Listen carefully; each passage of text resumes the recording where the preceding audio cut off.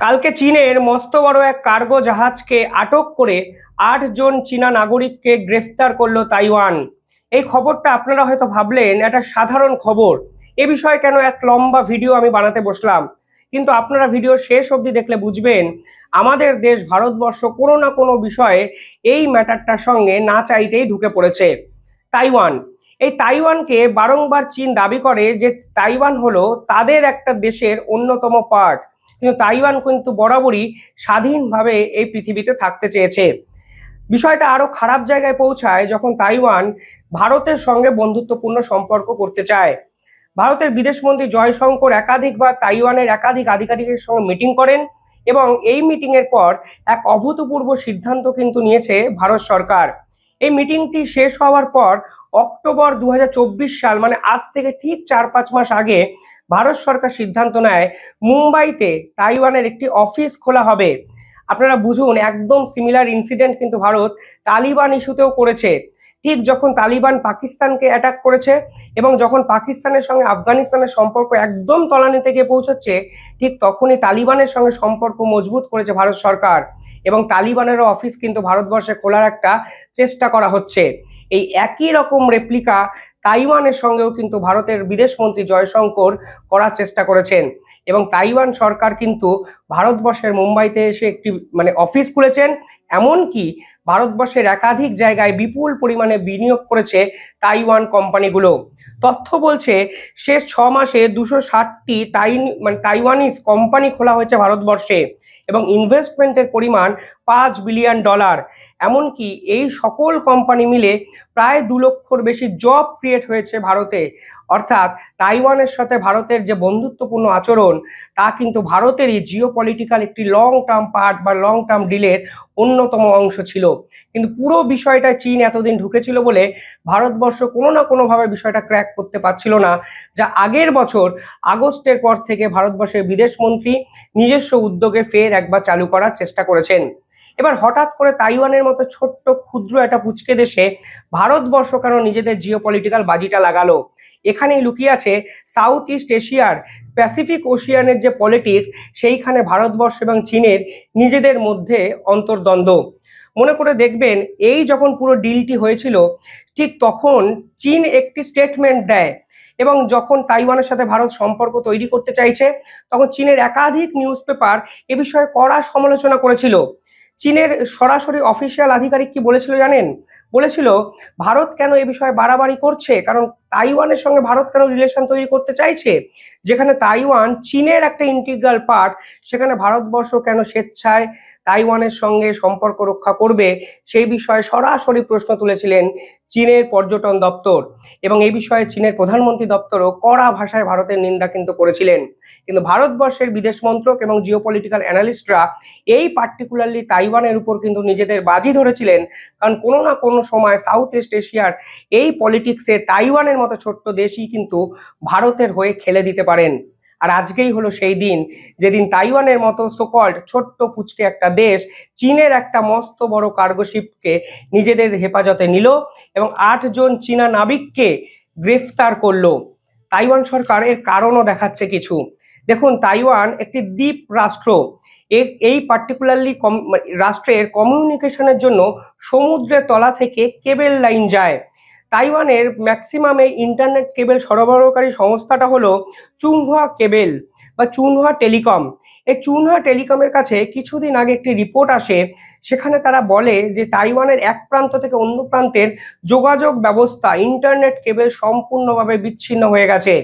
Taiwan প্রশাসন সারাদিন রাত খুঁজেও এই পুরো বিষয়টা ঠিক কিসের জন্য হয়েছে তার কিন্তু কোনো উত্তর পায়নি। পরবর্তীকালে তারা দেখে ফেঙ্গু আইল্যান্ডের কাছে ইন্টারনেট কেবল সমুদ্রের তলায় কাটা হয়েছে। আর এখানেই হয়ে যায় সব থেকে বড় প্রশ্ন চিহ্নটা তাদের মনে উদ্বেগের, যে কিসের জন্য কেবলটা কাটা হলো, কে বা কারা সমুদ্রের নিচে গিয়ে এই কেবলটা কাটলো। তখন তাইওয়ান যে সরকার, তারা আসলে চায়নার ষড়যন্ত্রটা বুঝতে পারলো এবং তারা বুঝতে পারলো এই পার্টিকুলারলি আইল্যান্ড কেন্দ্র যে অঞ্চল, সেখান থেকে চীনের একাধিক বড় বড় জাহাজ যায়। কোনো না কোনো জাহাজ দিয়ে এই কেবলটিকে সমুদ্রের তলা থেকে কোনোভাবে অসৎ উপায়ে কেটে দেওয়া হয়েছে এর ফলে তাইওয়ানের সমগ্র ইন্টারনেট পরিষেবা এবং কমিউনিকেশন সিস্টেম কিন্তু সম্পূর্ণভাবে ভেস্তে গেছে। আর আজকে ওই পার্টিকুলার জায়গার উপর দিয়ে যখন একটি কার্গো শিপ যাচ্ছিল, সেই গ্রে জোন ওয়ারফেয়ার যে অঞ্চলটি আছে অর্থাৎ চায়না এবং তাইওয়ানের সীমান্তবর্তী অঞ্চলে, সেই চীনা জাহাজটিকে অ্যারেস্ট করা হয়, গ্রেফতার করা হয় এবং 8 জন চীনা যে নাবিক ছিল তাদেরকেও কিন্তু নিজেদের হেফাজতে নেওয়া হলো। পার্টিকুলারলি জায়গাটি চায়না এতদিন ভাবছিল যা ইচ্ছা তাই করা যেতে পারে, অর্থাৎ স্পেসিফিক ওশিয়ানের কন্ট্রোল চীনের দখলে থাকবে, ভারতকে পাশ কাটিয়ে বাইপাস করে একাধিক অসৎ উপায়ে ডমিনেট করার চেষ্টা করবে। কিন্তু ভারত দেখুন এই ছোট ছোট দ্বীপ রাষ্ট্রগুলোর উপর যেভাবে বাজি ধরেছে, তার সুফল কিন্তু ভারতবর্ষ আজকে পেতে শুরু করেছে। কারণ এরপর চীন সরাসরিভাবে ভারতের একটা যোগাযোগের অভিযোগ আন্তর্জাতিক স্তরে তুলতে শুরু করে দিয়েছে। তাইওয়ান নাকি ইচ্ছাকৃতভাবে করেছে, কোনো একটা বিদেশি ইনফ্লুয়েন্স তাইওয়ানকে মোটিভেট করার চেষ্টা করেছে এবং এই নর্মাল ইস্যুটাকে নিয়ে তাইওয়ান অযথা রাজনীতি করছে, এই রকমই সরকারি বিবৃতি জানিয়েছে চীন সরকার। অর্থাৎ নিশানার কেন্দ্রবিন্দুতে সেই ভারতবর্ষ। আর ভারতবর্ষের লং টার্ম প্রজেক্টে তাইওয়ানের মতো ছোট্ট দ্বীপরাষ্ট্র যেভাবে আজকে ভারতের হয়ে ব্যাটিং করে দিল অন্তত এই স্পেসিফিক ওশিয়ানে, তাতে নিঃসন্দেহে ভারতের জিওপলিটিক্যাল মুনশিয়ানাকে আপনাকে সাধুবাদ দিতেই হবে। পাশাপাশি এই পার্টিকুলারলি তাইওয়ানের সঙ্গে যে আমাদের ইনভেস্টমেন্ট একাধিক চুক্তি, তার সুফলও কিন্তু ভারতবর্ষ বর্তমান সময়ে পাচ্ছে। কারণ আপনারা অনেকেই হয়তো জানেন না, চীন সরকার ভারতকে বিভিন্ন রকম কাঁচামাল দেওয়ার উপর একটা বেসরকারি স্যাংশন লাগিয়ে দিয়েছে। এর ফলে ভারতবর্ষের সব থেকে বেশি ক্ষতিগ্রস্ত যে জায়গাটি হচ্ছে, সেই জায়গাটা হলো সোলার রিনিউয়েবল এনার্জি যে প্ল্যান্ট সেগুলোতে। কারণ সোলার প্ল্যান্ট এমন একটা প্ল্যান্ট যেটাকে প্রডিউস করার জন্য বৃহৎ অংশের সিলিকন দরকার হয়। আর এই সিলিকনের কাঁচামাল কিন্তু সম্পূর্ণভাবে চায়না থেকে এতদিন ভারতবর্ষ আনতো। আর এই সব কিছু হওয়ার পরে তাইওয়ানের এই ইনসিডেন্টটা আমাদের সামনে আসার পর ভারত সরকার হঠাৎ করে এই সোলার রিনিউয়েবল এনার্জিতে $1 বিলিয়ন সাবসিডির ঘোষণা করে দিয়েছে, যা চীনা কোম্পানিগুলো নিঃসন্দেহে মেনে নেবে না। অর্থাৎ ভারতবর্ষ এবার থেকে এই সোলার প্ল্যান্ট তৈরির যে কাঁচামাল, তা নাকি ভারতবর্ষেই তৈরি করবে। এর ফলে চীন নির্ভরতা সম্পূর্ণভাবে ধ্বংস হবে এবং চীনের যে মেড ইন চায়না প্রোডাক্ট, ওই যে মিনারেলস, এইগুলো আনার উপরে আর ডিপেন্ড করে ভারতের কোনো কোম্পানিকে থাকতে হবে না। যে খবর কালকে সামনে এসছে, সেখানে ভারতবর্ষের যে ইন্ডিয়ান গভর্নমেন্ট পরিষ্কারভাবে বলছেন 1 billion subsidy plan two boost solar manufacturing industry. অর্থাৎ সৌর শক্তির যে ব্যবহার বাড়ানোর জন্য ভারতবর্ষ 2030 অব্দি একটি লং টার্ম প্রজেক্ট নিয়েছিল, সেই প্রজেক্টটাও এতদিন অব্দি চায়নার উপরে ডিপেন্ডেন্সি ছিল। আর কালকে ভারত সরকারের এই ঘোষণা এবং তাইওয়ানের সঙ্গে চীনের এই ধরনের সম্পর্ক, নিঃসন্দেহে চীনের আকাশে কিন্তু চিন্তার মেঘটি আস্তে আস্তে জমা হতে শুরু করলো। দেখুন, গ্লোবাল এনার্জিতে বিশ্বের একাধিক দেশ কিন্তু সাম্প্রতিক সময় ফোকাস করেছে। আপনি যদি ইউরোপ দেখেন, জাপান দেখেন, মেক্সিকো দেখেন, সাউথ আফ্রিকা দেখেন, সাউথ আমেরিকা দেখেন বা সাউথ কোরিয়া দেখেন, দেখবেন একাধিক রাষ্ট্র বা মহাদেশ আজকে গ্লোবাল এনার্জির দিকে ঝুঁকছে। কারণ ইলেকট্রিসিটির যে তৈরি হওয়ার যোগান, তা কিন্তু ধীরে ধীরে কমতে শুরু করেছে। আর ভারতবর্ষ কিন্তু এতদিন এই সোলার রিনিউয়েবল এনার্জির উপর কিন্তু বাজি ধরেছিল, কিন্তু নেপথ্যে যেটা লুকিয়েছিল তা হলো ওয়্যারফেয়ার্স এবং ইনগোটস, যে সিলিকন ইনগোটস এবং সিলিকন ওয়্যারফেয়ার্স লাগে, তা কিন্তু সম্পূর্ণভাবে চীনা কোম্পানির উপর ডিপেন্ড করে। কিন্তু আজকে ভারতবর্ষ বলল এই $1 বিলিয়ন যে বিপুল পরিমাণে সাবসিডি ভারত সরকার দেবে, তা নাকি এই সিলিকন ওয়্যারফেয়ার্স এবং ইনগোটস তৈরিতে কাজে লাগানো হবে।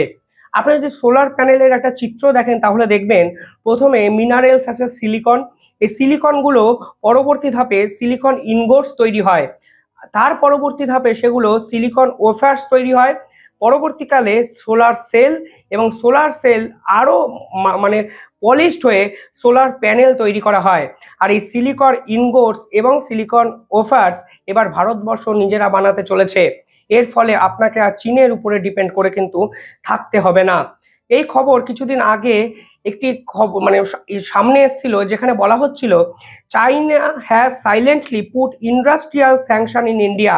অর্থাৎ তারা অটোমেটিকলি ইন্ডিয়ার উপরে একটা ইন্ডাস্ট্রিয়াল স্যাংশন লাগিয়েছিল, যার ফলেই কিন্তু ভারতবর্ষ এই ধরনের গুরুত্বপূর্ণ পদক্ষেপ নিল। পাশাপাশি 2030-এ ভারত সরকার অলরেডি ডিসাইড করেছে এই যে পার্টিকুলারলি সোলার এনার্জি সেক্টর থেকে তারা 500 গিগাওয়াট বিদ্যুৎ কিন্তু প্রডিউস করবে। রিনিউয়েবল এনার্জির মধ্যে 500 গিগাওয়াট যদি বিদ্যুৎ তারা টোটাল প্রডিউস করতে পারে, এর মধ্যে নিঃসন্দেহে 280 গিগাওয়াট বিদ্যুৎ সোলার প্যানেল থেকে করবে এবং 140 গিগাওয়াট বিদ্যুৎ কিন্তু তারা ওয়াইন্ড পাওয়ার থেকে বিশ্বতে সরবরাহ করবে।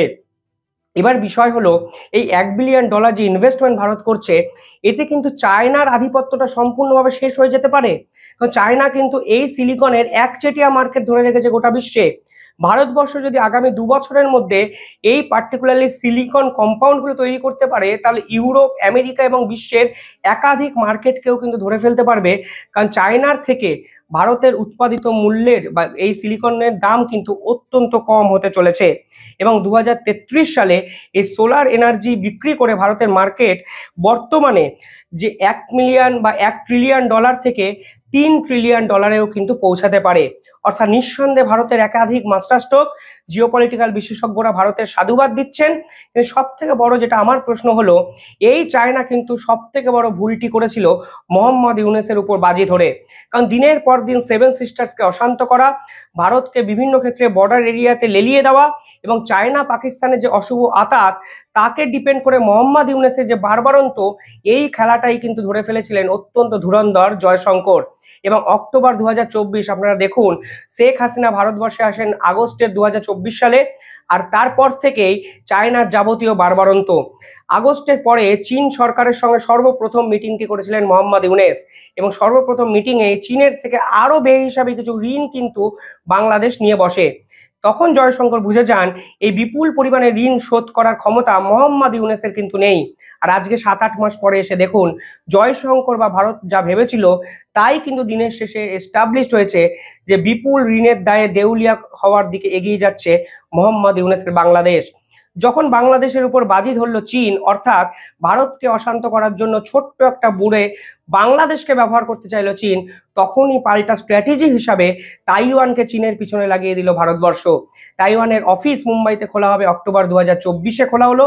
পরবর্তীকালে তাইওয়ানকে দিনের পর দিন স্ট্র্যাটেজিক্যালি বুস্ট আপ করা, ফান্ডিং প্রোভাইড করা, টেকনোলজিক্যাল সাপোর্ট করা, একে অপরের সঙ্গে একাধিক টাই আপ করা, অর্থাৎ তাইওয়ানকেও বুঝিয়ে দেওয়া হলো তোমরা লড়ে যাও, আমরা তোমাদের সঙ্গে আছি। অর্থাৎ বাংলাদেশের পাল্টা হিসাবে তাইওয়ানকে ভারতবর্ষ চীনের পাল্টা হিসাবে ব্যবহার করলো কিনা, সেটাই কিন্তু এখন জিওপলিটিক্যাল বিশেষজ্ঞদের সব থেকে বড় প্রশ্ন। আর যেভাবে ইকুয়েশনগুলো মিলে যাচ্ছে, অর্থাৎ 2 এ 2 4 করা ইজিলি হয়ে যাচ্ছে, আমার মনে হয় এর পিছনে জয়শঙ্কর এবং ভারতের সমস্ত যে কূটনীতিবিদকে আপনাকে ক্রেডিট দিতেই হবে। আর পরের দিনই ভারত সরকার $1 বিলিয়ন সাবসিডি ইনভেস্ট করে দিল সোলার প্যানেলে। অর্থাৎ সেই চীনকে একটা ধরাশায়ী করার একটা পরিকল্পনা আজকে হয়তো আমরা পাবো না, কিন্তু আগামী 2 থেকে 3 বছরের মধ্যে চীনের যে ইকোনমিক্যাল স্ট্রাকচার সেটাকে হিট করার জন্য ভারতের এই প্ল্যানগুলোই কিন্তু লং টার্ম প্রজেক্টে কোথাও না কোথাও জিতে যাবে বলে আমার ব্যক্তিগত অভিমত। আপনারা কি ভাবছেন কমেন্টে জানাবেন, আর চ্যানেলটি ভালো লাগলে একটু সাবস্ক্রাইব করে দেওয়ার অনুরোধ রইল। ধন্যবাদ।